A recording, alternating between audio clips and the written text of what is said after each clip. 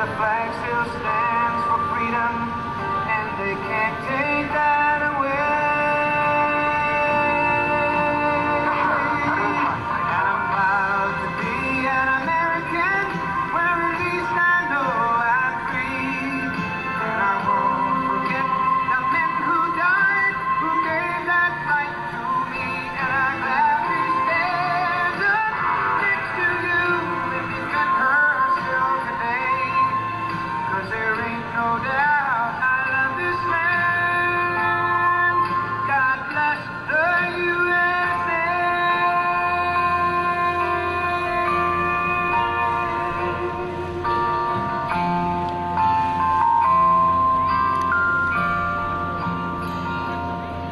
From the lakes of Minnesota to the hills of Tennessee, across the plains of Texas, from sea to shining sea, from Detroit down to Houston and New York to LA.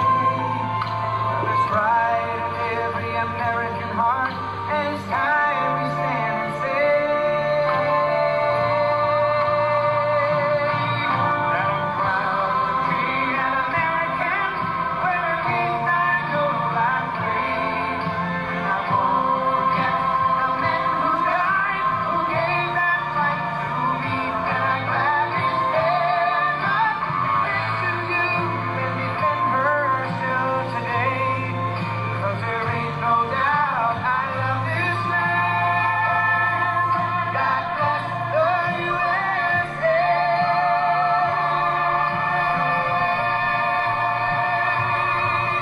And I'm proud to be an American, where at least I know I'm free. And I won't forget the men who died, who gave that right to me. And I gladly stand up next to you and defend her still today. 'Cause there ain't no doubt I love this land. God bless the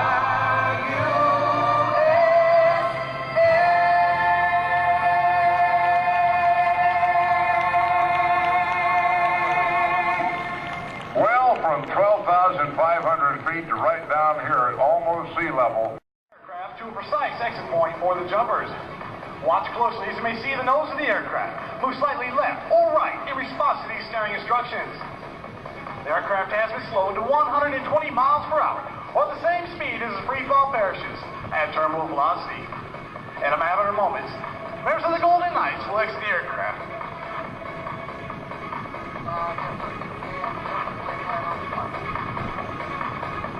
Ladies and gentlemen, please direct attention high overhead and to your left. Jumpers are out, and the smoke is on. We now have members of the Golden Knights rapidly approaching speeds of 120 miles per hour. These jumpers will fly their bodies apart to gain separation using their hands, arms, legs, and shoulders as flight controls. Once these jumpers turn 180 degrees, they will prepare for the baton exchange.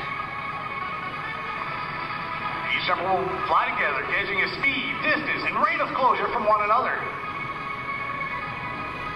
Ladies and gentlemen, contact has now been made. These jumpers now alter their body positions to form 120 mile per hour spirals in the sky.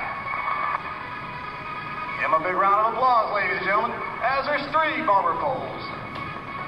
These jumpers now separate and prepare to deploy their main parachutes. And there you have the high-flying black and gold of your United States Army parachute team, the Golden Knights. Mr. Charlie Hilliard, former team leader of the Christian Eagles aerobatics team, and parachute manufacturer Mr. Steve Snyder exchanged the first baton in 1957. It was then believed that 2 jumpers in free fall could not possibly make contact. The parachutes used by the Golden Knights are flexible wing gliders constructed of lightweight ripstop nylon. These parachutes have an inherent forward airspeed of 22 miles per hour. To turn left, the jumper pulls down on the left steering line. To turn right, the jumper simply pulls down on the right steering line. As the jumpers will near the ground, they will pull down on both steering lines simultaneously for the safest and softest possible landing. Ladies and gentlemen, these jumpers are about 1,000 feet. Give them a big round of applause. Let them know that you're still here.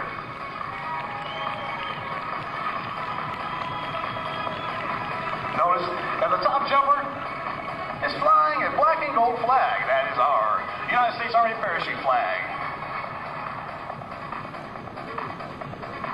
At 1,000 feet, these jumpers do what is called a wind penetration check, checking their speed and distance across the ground. They will then fly a downwind leg, a base leg 90 degrees to the target, then turn into the wind for a final approach. When these jumpers were coming down, I'm sure you noticed the red smoke that was trailing. These are actually Army smoke grenades, and they burn at 800 degrees.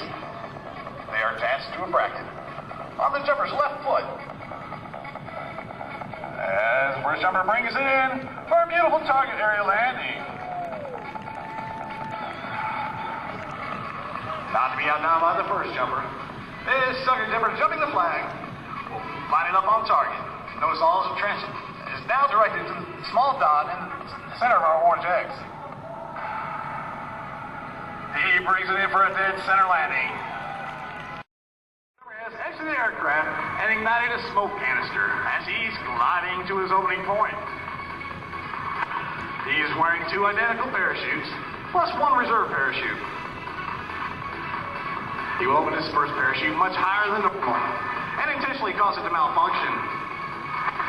Please not be alarmed when you see this first parachute begin to streamer.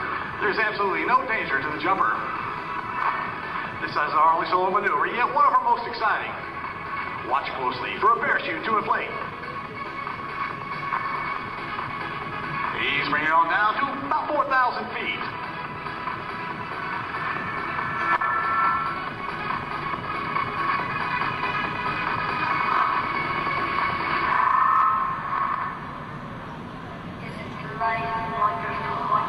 This is a perfectly good parachute and can be landed. However, the jumper will reach up, release one side of the parachute, intentionally causing it to malfunction. Watch closely, ladies and gentlemen, for this exciting maneuver.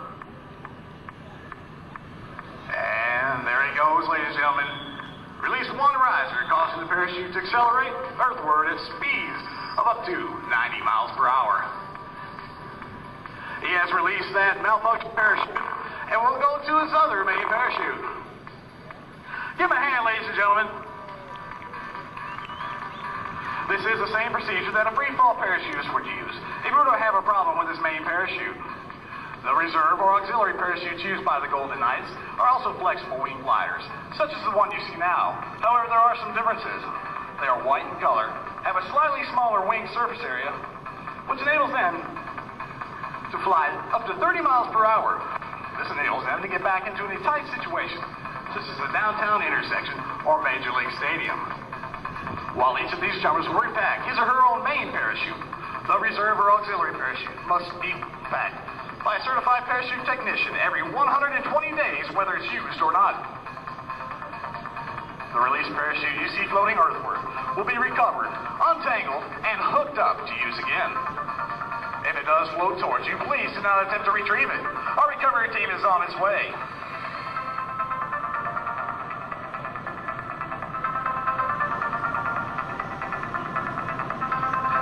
All right, ladies and gentlemen, please direct attention high overhead to your right. Our aircraft being bound for the third pass of today's performance.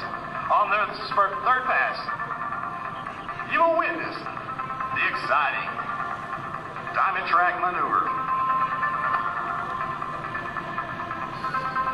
Is inbound. As the aircraft gracefully crosses overhead, the jump master once again is the cross-arm signal of hot target, signifying that the airspace is clear and that it's safe to jump. Give this jumper a big round of applause as he brings it into the target area.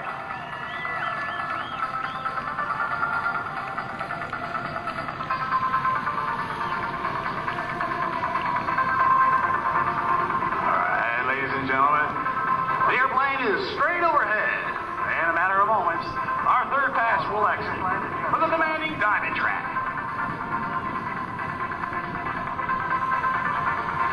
still flying at 120 miles per hour. Once these jumpers exit, they were already at terminal velocity speeds. Jumpers are out, and the smoke is on. Immediately upon exiting the aircraft, these jumpers snap into a rigid body position, resembling that of an elliptic ski jumper. Arms at their sides, legs straight, knees locked and toes pointed. They lock into a position which enables them to gain as much lift as humanly possible. In a sense, they become human airfoils as they streak across the sky at over 180 miles per hour. Now, once these jumpers execute 180-degree turns, they are nearly 1.5 miles apart.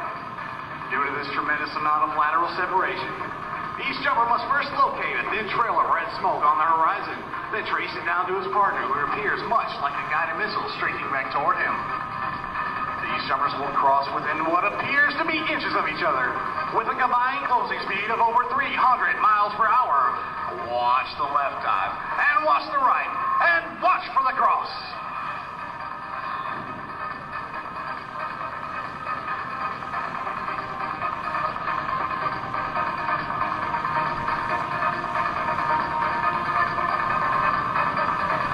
Showman Diamond Track is performed by a set of two-man tracking teams.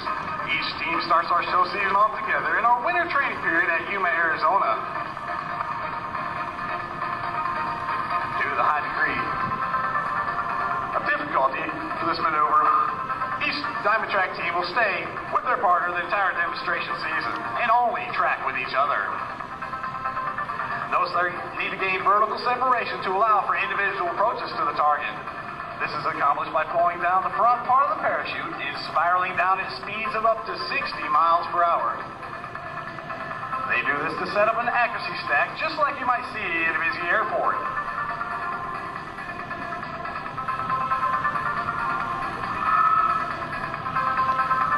Each team member is a shoulder first and is trained in one of the over 200 military occupational specialties that the Army has to offer. Once again, they put their wind penetration check at 1,000 feet. They will now fly it downwind, a base leg, and a final approach to the target. Give them a big round of applause, ladies and gentlemen, as they bring it in the target area.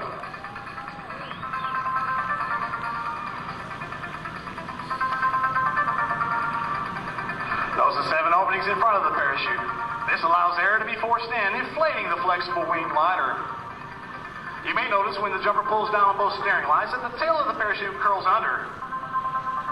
This slows the rate of descent and reduces the forward speed. This jumper is turning on his final approach, shifting all his attention to the center. And watch his hands for these minor corrections he uses to obtain his beautiful target landing.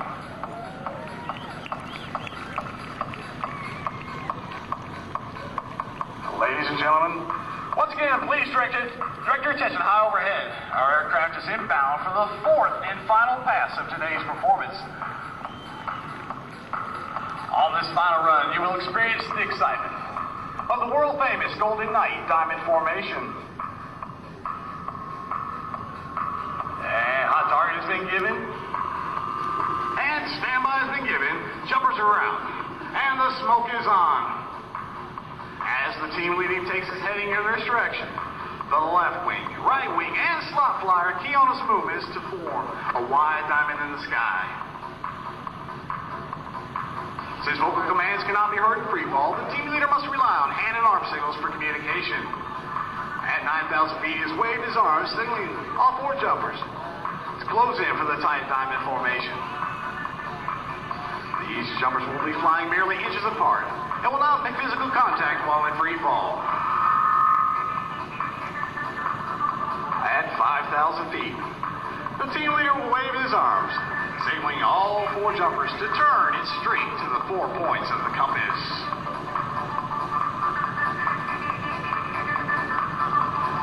This is our salute to the attendants of today's show. Watch for the parachutes. And once again, the high-flying Black and gold of your United States Army parachute team, the Golden Knights.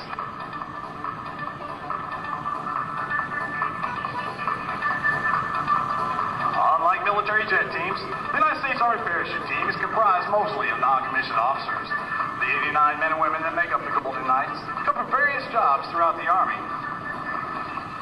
They spend 3 or more years on one of our 4 major sections of the team. Our headquarters section contains the Office of Command, parachute maintenance, and media relations. Our aviation section flies and maintains our 2 Avalanche Twin Otter aircraft and our 2 C-31 friendships. Our competition section has 2 teams, the Style and Accuracy team and the Freeform Formation team. Our demonstration section has 2 teams. Since the colors of the Army are black and gold, so is the name of the teams. Team performing for you is the black demonstration team.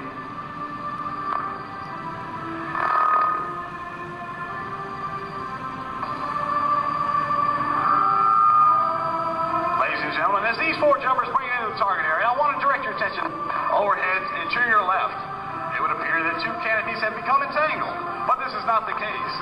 These jumpers are actually performing a new facet of the sport called canopy relative work. They have flown together. The top jumper will slide down the bottom jumper's lines and actually stand on the shoulders. Once they've done this, they will hook up a strap to each side. Once the strap's connected, they will go to the side.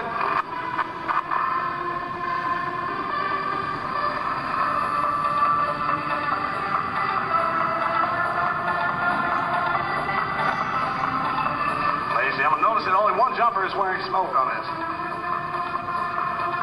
As they fly to the target area, watch the first 4 jumpers bring it in for target landings.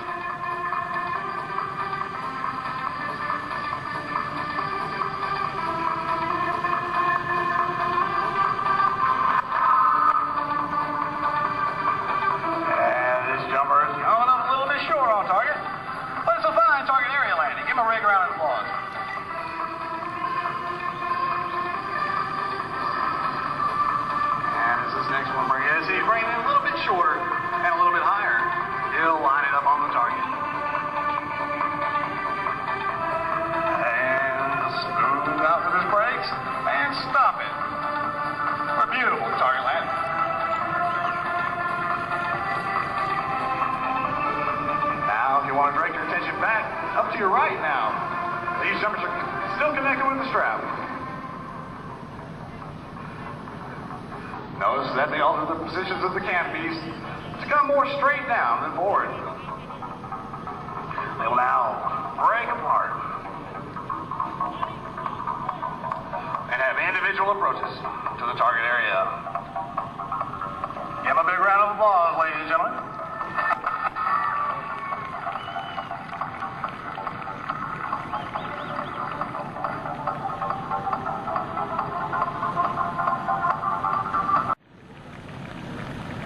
C-31 coming by here. He's going to be dog going around to the right side and then come in to land, and that's a pretty airplane. And they travel around in air-conditioned comfort in that piece, and they can fly above a lot of the weather, so they don't have the kind of problems they had with the airplanes they flew in the distant past. Captain Kevin Counts, Chief Warrant Officer Stuart Kraft, and Specialist Chris Hansen, the crew on board, and they're going to be coming back and putting it on the deck